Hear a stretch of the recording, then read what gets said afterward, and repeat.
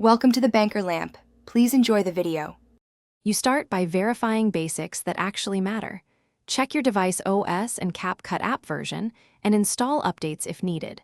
Once done, close or uninstall competing VPN clients because they can hijack routes.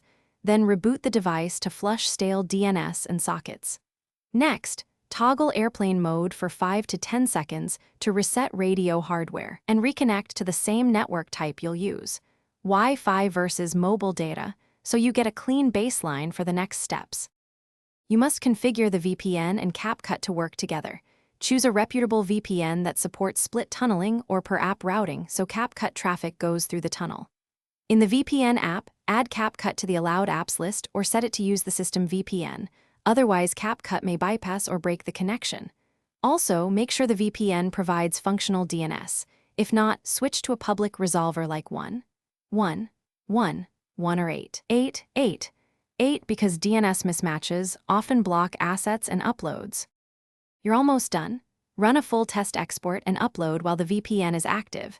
If it stalls, try exporting a smaller project or lower bitrate to isolate bandwidth issues.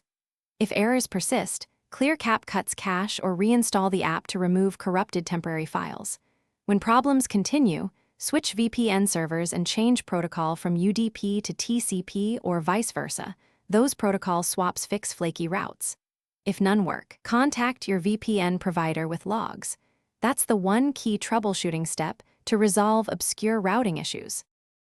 Thanks for watching. If this was helpful, leave a like and consider subscribing. See you next time.